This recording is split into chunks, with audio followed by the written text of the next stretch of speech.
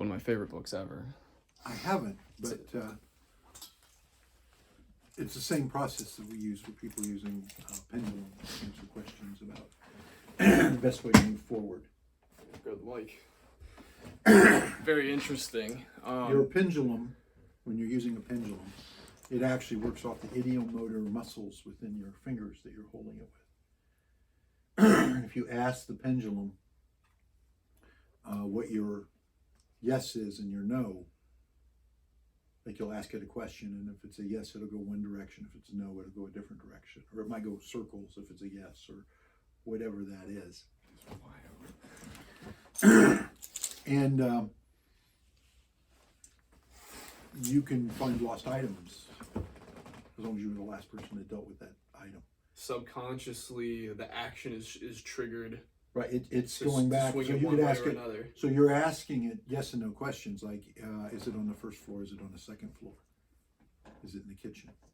Is it? And you get your answer as you go through, and then you'll figure out where it is. Wow. Mm-hmm. Interesting. Now you have to be the last one to use it. Like I had a person call me and said, my kid lost their cell phone at the school. Can you help us find it? I said, only if it's the last place they left it. If somebody else took it, then there's no, but if it's the last place they left it, yes. That's incredible. That's, wow, yeah. It makes sense. It makes sense. The reason why I brought up The Alchemist is because just flipping a coin on small things like that is a big policy for me, and I learned about it from that book. Mm-hmm. There's well, no, but it uses the same. So what you're really talking about here, this isn't part of the hypnosis stuff, but is divination. In some respect, getting the best outcome for a situation that can happen, and trusting it to the fact that things work out the way they're supposed to.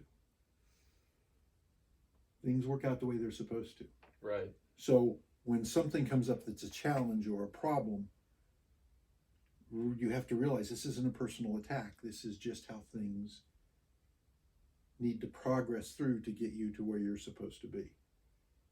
And you have to believe in providence at that point. You have to believe Providence is not a city just in Rhode Island. Providence is the knowing that things work out the way they're supposed to. Mm-hmm. And that when you know things will work out the way they're supposed to, then you make the best choices that you can as you move forward.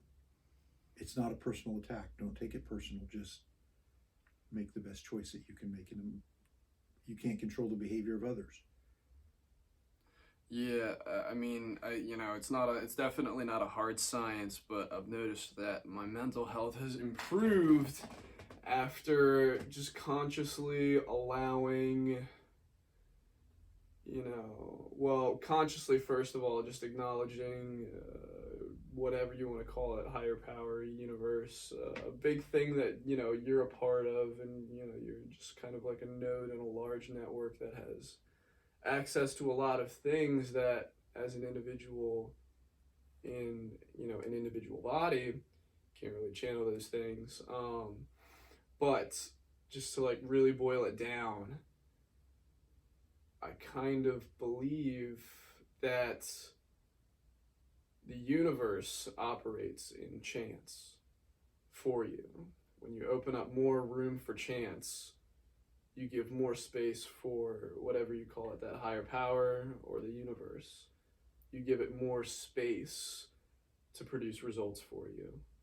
That's what I believe. Less control. Less control. So you got rid of your expectation. So when you get rid of the expectation, then there are more ways for the answer that you desire to come to you.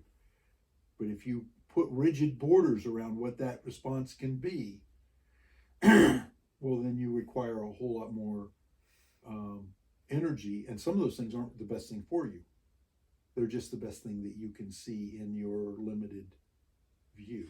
Right, yeah, because if you believe in things like past lives and just a consciousness beyond yourself, you sort of come to the inevitable realization that you know so little compared to what the possibilities are out there.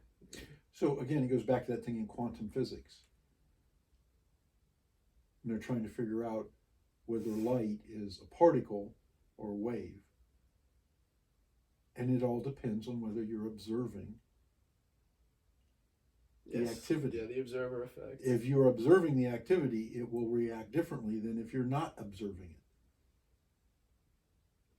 Trippy. So it's physics, right? I mean, how should it make, it shouldn't make any difference whether I'm watching it or I'm not watching it. But if I'm watching it, it behaves differently. Yeah. How can that be? How would my watching it have any effect on it unless we're all connected? That's the point that they're trying to make to you in consciousness. We're all connected, so that your attention to that causes a different outcome. Remember when I said, focus on what you want and discard what you don't want? Because if you focus on what you don't want, you attract it, you pull those things to you. So if you don't want to be attacked at night in a hotel, don't be focused on that when you're staying in a hotel. Because if you're focused on it, then you're setting up the mental attraction to bring that to you. It's almost like you have a finite amount of bandwidth, and the more that you give to the negative things, the less that the positive things have to manifest themselves. Well, that would imply that we live in a world of lack.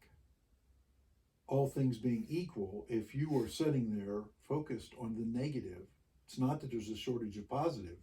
It's just that the more you focus on the negative, the more you draw the negative to you. Okay. You're not pushing out the positive, you're just putting a stronger attraction on the negative. And is the negative, and like being a victim, which many people do. Many people believe themselves to be a victim, and the whole world is going to shit on them. Okay? Well, if that's what you're expecting, victimhood can come in many, many forms. And you don't get to choose the form. All you're asking is to be a victim. Yeah. So if you're not focusing on that, if you're focusing on the positive outcomes and everything, then there may be things that you don't like happen, but most of those things are going to be things telling you that you could redirect and go in a different direction. I mean, how do you have only 4,000 people die in a 9/11 event when there should have been tens of thousands of people die? The towers filled to their maximum on a busy workday. 53,000 people, something like that. Less than, what was it, 3,200 people died in New York, something like that. How could such a small number, and many of those people were not necessarily people who worked from the towers. Like some of those were first responders and firefighters and things on the ground. So what I'm saying is, it's not as random as we see. What is it as random? The chance of something bad happening, a whole lot of people that day got up and decided not to go to work that day. Or got to work and decided they didn't need to be at the office that morning and left. They had to, or you'd have had more people die in New York City. Very similar situation happened at Pearl Harbor. There were less than 5,000 people died at Pearl Harbor. All those ships being attacked by aircraft, unbeknownst. I mean, they had no idea it was coming in. How did they have such a small number of people die? I believe it's divine providence. I believe that the universe conspired to put together, and the people that were there for a reason. I don't think it was a malicious act that you had no connection with. Right. A lot of people say, well, no, I knew so-and-so and they died in the towers. They were never a depressed or bad person. I don't think they were bad people at all. But we don't know where anyone else is at in their spiritual walk. You may think you know, but you don't know where they're at or what they're struggling with. one of the challenges of working with here is I get people that come in. This was fascinating to me. I get a woman that came in and says, I want to quit smoking.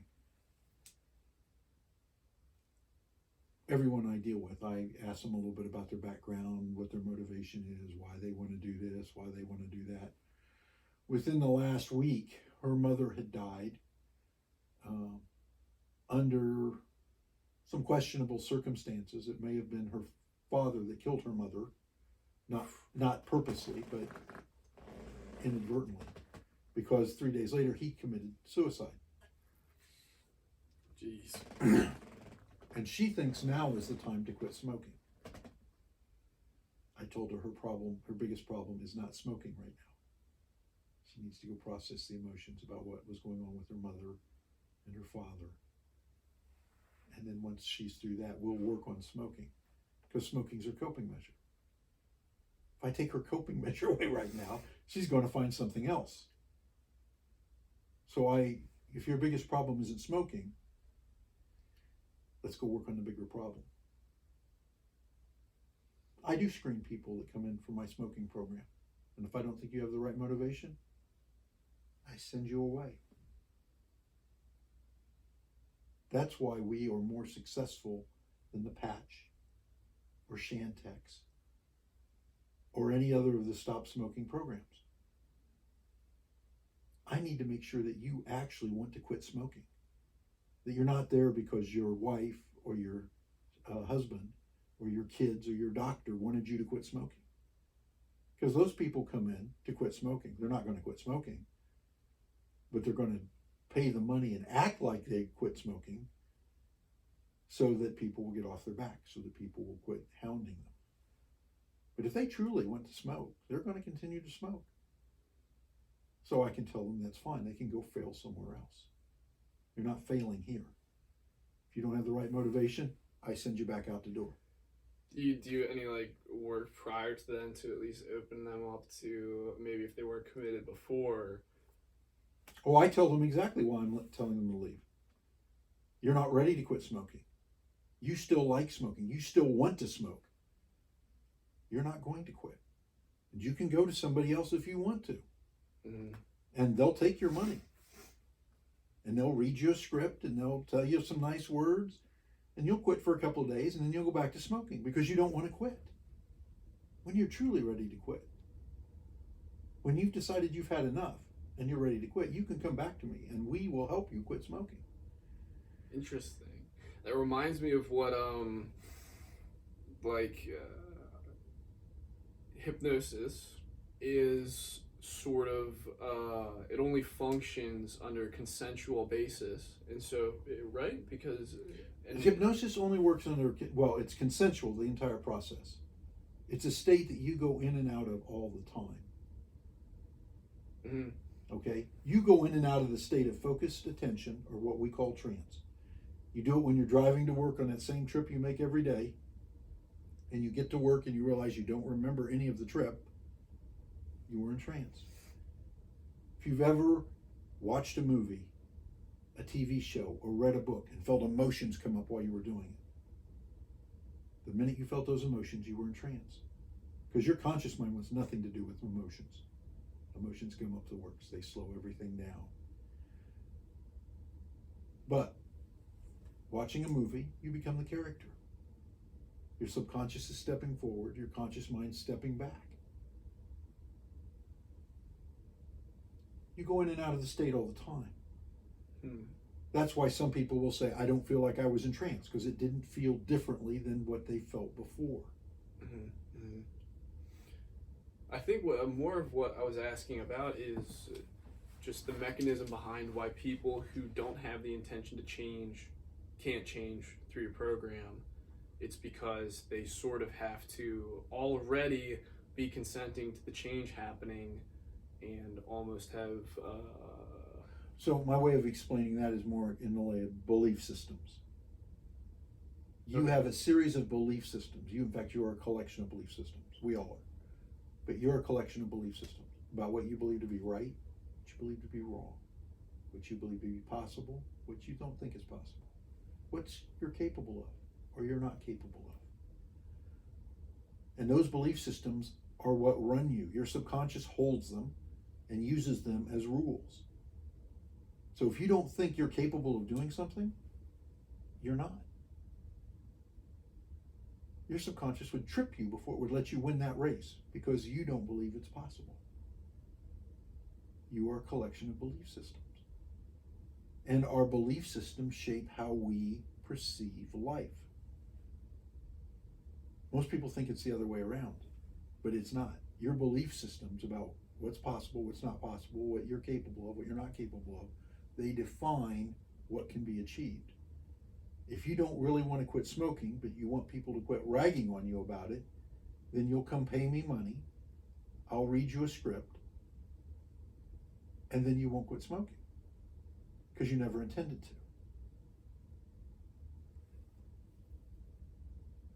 They will say that's not their conscious thought, but these are the same people that will tell you, no, I really like smoking.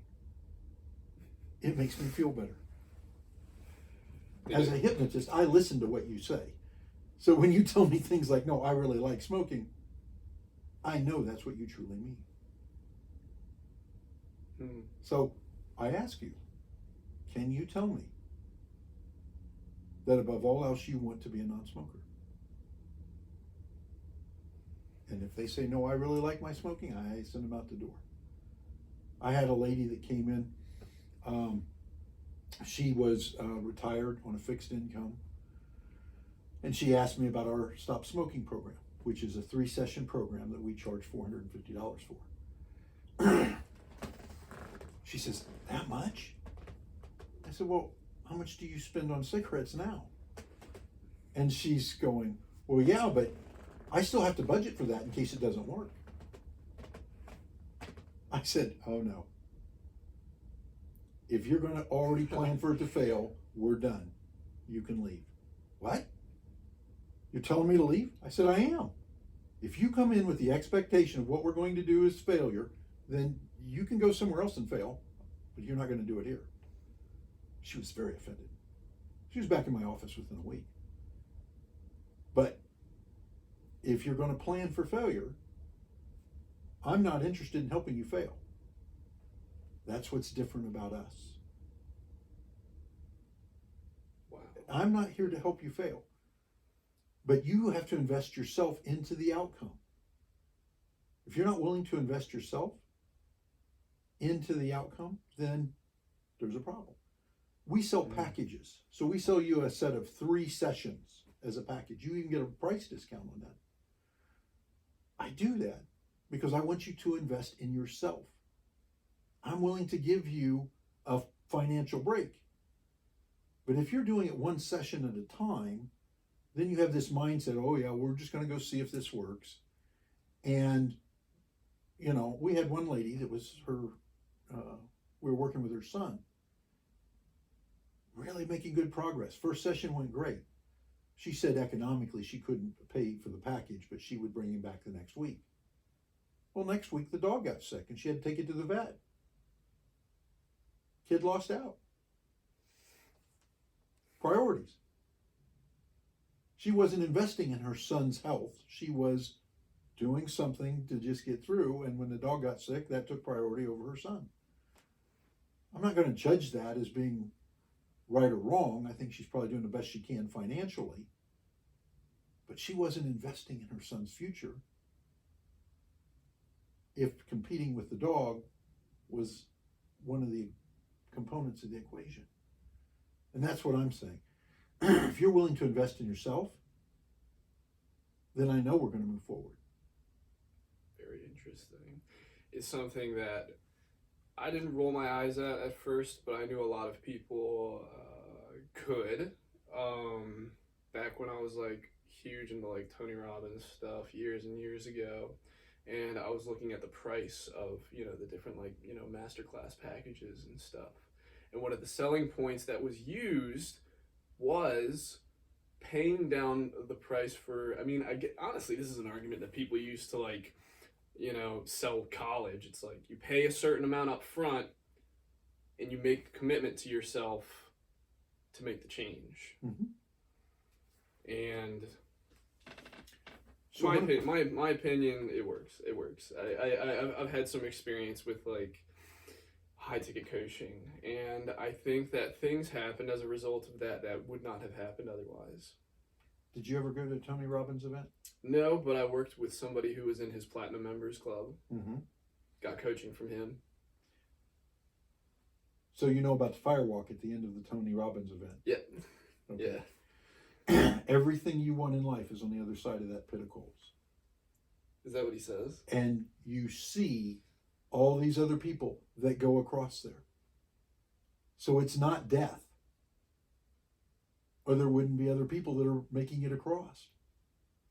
You're seeing their success. What? That's like walking up to the door and saying, if you step through that door, everything will change. Will you step through that door? Now, I didn't say everything's going to go to shit if you step through the door. I said everything will change. But you have to be the one that takes that first step to move across there. And there are people that quit, stop in the middle, have problems. I mean, that's why they have ambulances out there, because there are people that can't do it. But if you believe in yourself and you're forward focused, you'll walk through there with no problem. Is fear in itself a belief? Well, fear is in itself can be a belief. It's attached to something. It's not just, fear doesn't stand by itself. One of the things that I do, and I do this mostly with people in trance, do me a favor. This will be interesting since we're doing it on film. Close your eyes for a moment. All right. Okay. I want you to summon up fear. I want you to have fear stand in front of you and tell me when fear's there. All right. Okay. Now, as you look at fear, tell me, is fear masculine or feminine? Masculine. Is it bigger or smaller than you? Bigger. What is your impression of fear? It's something that's coming to get me. Okay. What if I told you that fear was a gift from the divine that was there to let you know something needs attention? Something needs attention. Something needs to be looked at. Doesn't mean it is bad. Doesn't mean that it's going to kill you. It just needs attention. So I want you to take the magic eraser and I want you to erase the image that's in front of you of fear. Okay. Now that it's gone, I want you to draw the picture of a bicycle messenger. A bicycle messenger that has come to tell you that something needs attention. Okay. Got that? You and I are standing on the roof of a house. Your house. We're going to walk over and look over the edge to see how high up we are.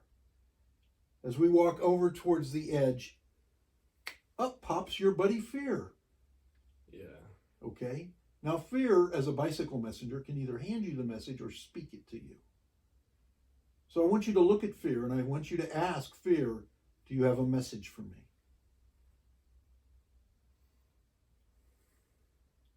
Okay. Do you have a message for me? And what's Fear's response? Yeah. Here you go.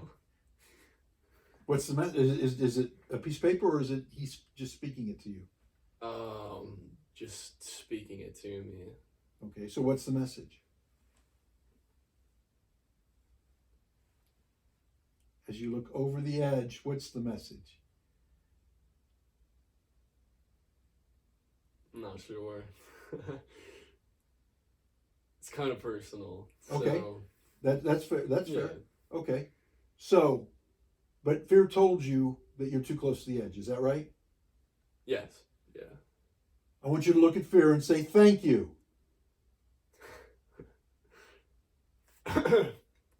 Thank you. You're dismissed.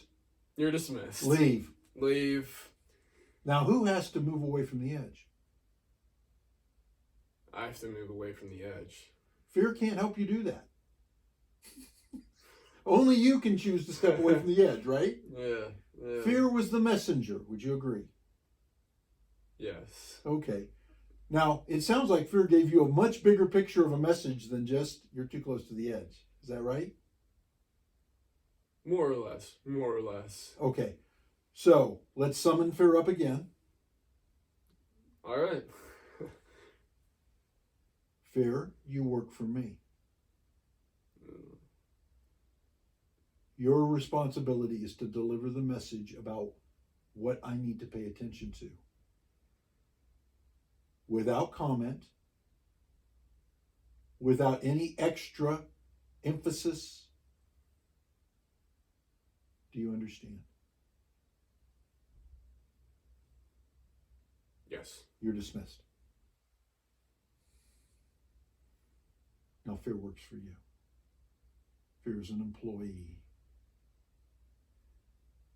Fear is there to tell you that something needs attention. You might have left the oven on. You may have left something unlocked. You're just going in to make sure that everything's okay. Does that make sense? Fear is just a messenger. Fear has no power of its own. However, if you grab fear's arm and say, "Fear, help me,"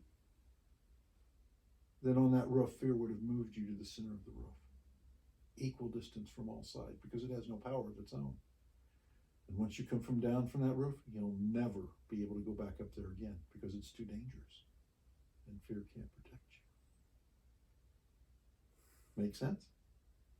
Yeah. Sound like anybody you know? That's agoraphobia, isn't it? I can't leave the house because of the bad things that might happen to me out there. That's the number one recurring nightmare that I have. Okay? Yeah. So, fear is a messenger. It has no strength or energy of its own. If you try to befriend fear and use fear as someone to facilitate you being safe, it will never happen. Interesting. But fear should never drive your actions. Fear is an emotion. It is there with a message. You drive a car, you have little lights that pop up on the dash of your car, right? Mm-hmm. That's what fear is. Yeah. It's a light telling you something needs attention. There's nothing more important than that. Now, can people's fear function wrongly for them, or is it their perception, just like we worked on right now? Like their perception. Well, if you allow fear to drive your actions, then it's not going to work well for you. No. Yeah. Okay, so that's where you run into the issue with fear.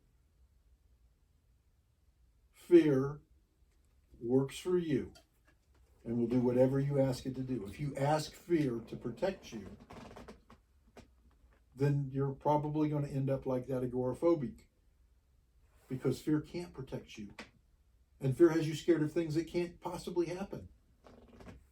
The odds of being hit by a meteorite from the sky are infinitesimal.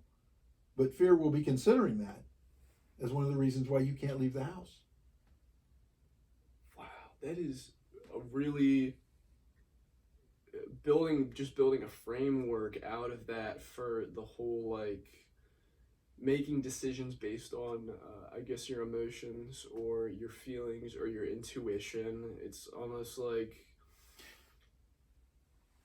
I would say it's just I don't know, fear is just not really meant to be the director of the main vector of change, but almost just like a member of the crew. Have you ever seen the movie Inside Out? Yes. Yeah. Okay. Fear was a dysfunctional part and had to be reined in. Now, fear does serve a purpose. Mm-hmm. In the animalistic world, in the primordial part of you, when you might be eaten by a tiger or something. Fear gives you adrenaline. It gives you all sorts of things to help you survive. We don't live in a world where you're going to be eaten by a tiger. So the problem is we create situations in our mind that cause us to fear things as much as we would being eaten by a tiger. Mm-hmm. But fear isn't the right way to resolve those issues. So we become hypervigilant. We become overwhelmed. Okay.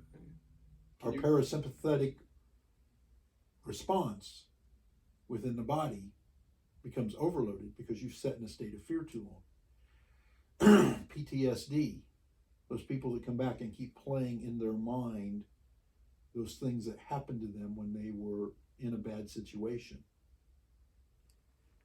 It's still playing in their mind. They're still hypervigilant. They're sitting in a state of angst. Till they break that cycle, their body is overloaded with a whole bunch of hormones and things that it can't process because it doesn't have an outlet. Those people don't sleep either. Those people struggle with all sorts of challenges. Can you explain anger on similar terms? Absolutely. Road rage. Somebody cuts you off. Okay? Anger stepped in to help you distance yourself from the danger. Now, you've got two choices. One, you can embrace that anger like a lover, or you can just let it go. The people that embrace it are the ones that are honking their horn and flipping them off and chasing them down, and they know exactly what kind of vehicle they had. They know what the driver looked like. They know everything. Their heartbeat, their blood pressure will be up for about 3 days. Their whole body is in a state because of that. Good God. Or you can have the person that says, "Oh God, whew, got away from that," and have pulled over. They have no idea what kind of vehicle it was. They don't know anything about the person, and they'll be back on the road in about 5 minutes and they'll be fine. What's the difference? One embraced the anger, and the other one let it go. Anger management is something actually we deal a lot with in hypnosis, because it's usually triggered by something that happened in the past, and they're still responding to that issue in their life today. And because they're still responding to it in their life today, that same level of energy comes up as far as anger. We need to go back and fix it in the past so that it's not being driven to happen today. Interesting. And do you find that people are kind of destined, maybe destined isn't the right word, but they get stuck in that state of trying to, or just having to face a problem if when it actually came up in their past, it wasn't dealt with in a way that they thought was ideal? It's almost like you have to give them the chance to go back and have things happen through that event the way that they wish it had.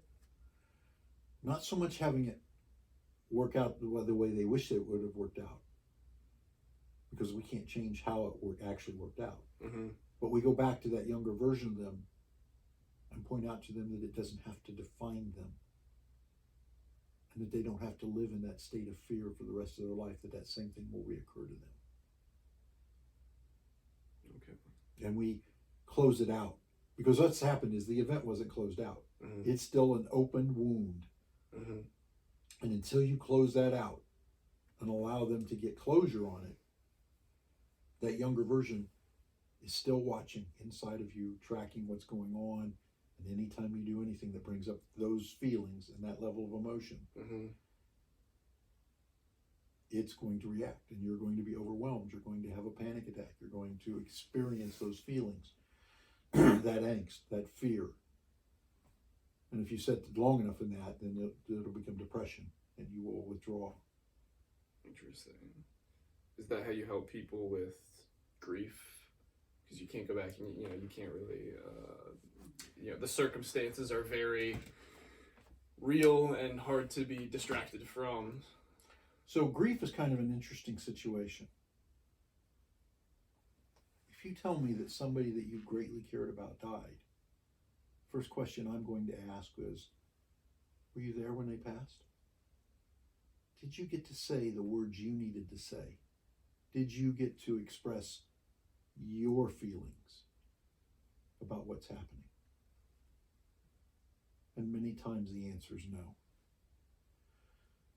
So in trance, remember I told you that gives you the ability to step back from yourself and see yourself in a different perspective. I have you go back and stand beside the hospital bed or stand outside of the situation where they passed, just before it, and tell that person what you need to tell them. And that is amazingly powerful for people, to be able to say, I love you, I miss you, you were important to me. All of that you needed to say. And what's interesting is 95% of the people that I have do that say they actually had an interaction with that person. They said the words they needed to say, and the other person responded to them, telling them what they needed to hear. Now, I'm not saying that that's psychic or not working as a medium. I'm saying it's them connecting and being able to express themselves and hearing what they needed to hear so they can move on to. And I had a woman, she was a weight loss client, she was in her early 50s, came to me, we started the weight loss process, it was working, but she told me she just didn't feel right. So I did a process we call ultra height. And ultra height is where you go connect with your higher self. And your higher self already knows the issues you're dealing with. So the higher self can often help you resolve that. I use ultra height to take you to where you need to go to work on the issue. If I don't know where to go, I'll use ultra height. But mostly because of this woman. So we did an ultra height. And you take the body into a very deep state of trance, deeper than what you experienced, deep state of trance. And then I take your mind up to the higher self.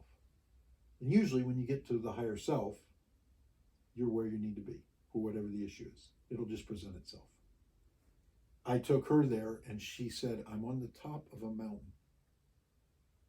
There are people around me speaking, but I don't understand them. And I said, are you speaking English? Are they speaking English? She said, no, they're speaking Portuguese. I thought, well, maybe this is a past life. This is why you should never assume. I said, do you speak Portuguese? She says, oh yes, fluently. I said, okay. If you speak Portuguese, then why can't you understand them? She said, they're whispering. It's a secret. And I said, okay. Do you know the secret? She says, yes. My daddy died. I said, why is that a secret? She says, because my mom said, I'm not old enough to understand that. They're not to tell me. Her father had left to go to the hospital. Died, never came back. She wasn't allowed to go to the funeral. She didn't have any, it was down the road when Mom finally explained that Dad died. She never got to say goodbye. She never got to make that connection. So I helped her do that. She was 4. She's in her 50s. How long has that been percolating within her? And she was so relieved. And she felt so much better.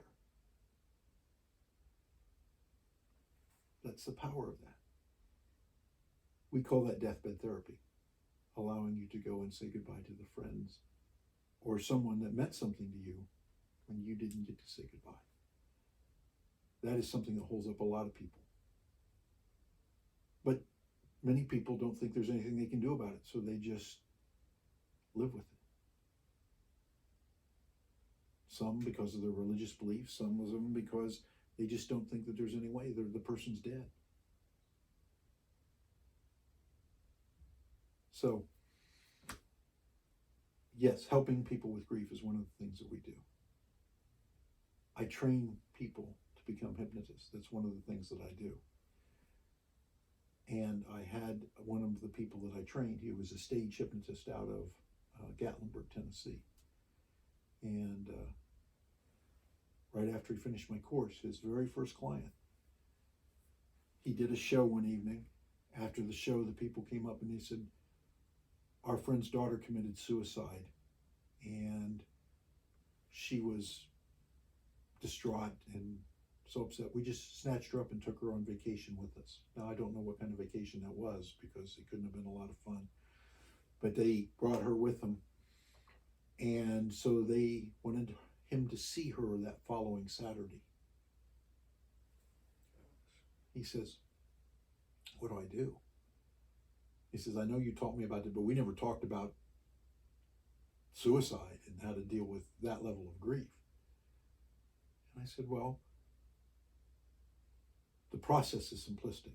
The application will be difficult. The first thing you got to do is you've got to go in and you've got to reconnect the mom and the daughter as far as a relationship. Because right now mom's blaming herself because her daughter committed suicide. Has to be mom's fault. Who else could it be? From the mom's perspective. So he did that. And he told me later, he says, that really worked well. So, well, of course it would. She lost her daughter. She needed to reconnect. I said, the challenging part will be having mom forgive herself. That's the bear. He called me up a couple weeks later and he says, you were so right on the money all the way through there. This woman still calls him on the anniversary of her daughter's death and tells him thank you. I've done it every year since. He did tell me that he'd prefer to have like a smoking client or a weight loss client rather than the grief, but I mean, that's... Yeah, geez, reminds me of working in insurance, dude. I used to work door-to-door insurance, and of course you don't get a sale very often, but even less often, you get that phone call saying, thank you so much. This person just passed away, and now we can send our kids to college, and now we can take care of ourselves. For the short period of time that I worked in that industry, that was the one positive thing. Not positive, because obviously there's death involved, but I guess no matter what job you're doing, you want to know that you're helping somebody. No, absolutely, and selling insurance is very helpful to people. I help people with sales. A lot of people have that problem because there's a lot of rejection in that business. Mm-hmm. So people will come to me and say, how do I cold call? How do I make this happen? Because I'm just an interruption to their day. I said, no, you're bringing possibilities that these people don't know about. You're presenting possibilities that they're not aware of. Now, every phone call is an interruption. I don't care who's being called. It's an interruption. You were doing something, and that phone call disrupted that process. So there are going to be people that are irritated and people that don't want to hear what's going on and are focused in an entirely different place. Does it make you bad? And their bad behavior isn't your fault. They could always just say, I'm not interested, and hang up. But no, sometimes they scream, they yell, they act out. That's not about you, that's about them. You're giving the opportunity to present to them something they might actually have an interest in. Salespeople live on 2 or 3%. That means you got 7 no's out of a group of 10 people. Mm-hmm. 7, possibly 8. So you are going to run into that issue of not particularly being appreciated, but don't take it personal. It's not about you. It's about where they are and what they're doing. Mm-hmm. And then you get that person that says, oh, I've been thinking about this. I need to address this. And then you make a sale. And you gave them the possibility, like you said, somebody died, we can send the kids to college, we can do things. People that sell homeowners insurance. My house burned down in 2014. I needed homeowners insurance. That was an important thing. Had I not had it, it would have greatly impacted my life. But it did provide me money for the things that we didn't replace, that was cash we had to use, that we actually put into the business here.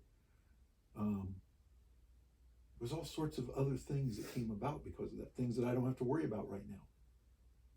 I have a house roof that's 5 years old. That sort of thing. Otherwise you got to replace that stuff, got to replace your furnace, you got to do all sorts of things. Right. Okay. There were many positive things that came out of what happened there. It's not the way I would have chosen to do it, given my own choices, but but when you go back and you look at it, you can find there were things that were positive. Go ahead with that. Whatever your next question is. I've wandered off into some other stuff here. No, it's all right. This is a good place too for me to see where we are, just how we're doing on space. Still good.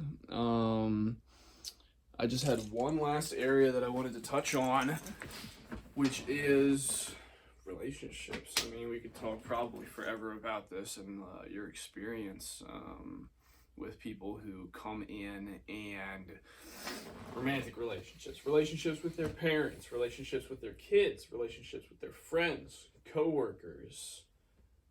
Like, what's usually going on? So relationships are an interesting and somewhat volatile situation, because your relationships with your parents typically are based in the role they still play in your life today. You're an adult at this point. You make your own choices, you do your own thing. Okay? If your folks can still call you up and drive you to anger, then there's unresolved issues there that need to be dealt with. Because you don't have to interact with them. You're choosing to. You're right. And if you're choosing to interact with someone that can cause you to be angry and be upset, then you need to look at the big picture. Why are you interacting with them? Why are you allowing them to steal your joy? Because if they can take away your joy, then they're disrupting your life. They're causing you all sorts of problems.